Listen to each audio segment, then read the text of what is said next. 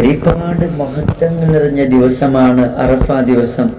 നബി സല്ലല്ലാഹു അലൈഹി വസല്ലമ തങ്ങൾ പഠിപ്പിക്കുന്നു, സിയാമു യൗമി അറഫ അഹ്തസിബു അലല്ലാഹി അൻ യുകഫിറ സനത്തല്ലതി ഖബലഹു വസ്സനത്തല്ലതി ബഅദഹു.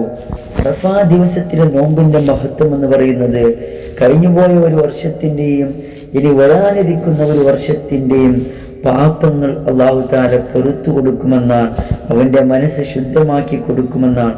ധാരാളം മഹത്വങ്ങൾ നിറഞ്ഞ ദിവസമാണ് അറഫ ദിവസത്തെ പോലെ അല്ലാഹു തആല നരകത്തിൽ നിന്ന് മോചിപ്പിക്കുന്ന മറ്റൊരു ദിനമില്ല എന്ന് മഹത്തുക്കൾ പറയുന്നത് കാണാം.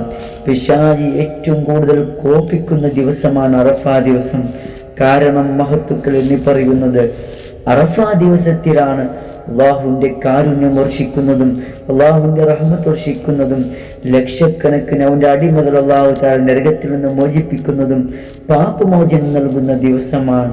അതുകൊണ്ട് പരമാവധി ഈ ദിവസങ്ങളിൽ സൽക്കർമ്മങ്ങൾ കൊണ്ടും തൗബ കൊണ്ടും മറ്റു നല്ല കാര്യങ്ങൾ ചെയ്തുകൊണ്ട് അള്ളാഹുവിലേക്ക് അടുക്കുക. അള്ളാഹു തൗഫീഖ് നൽകട്ടെ.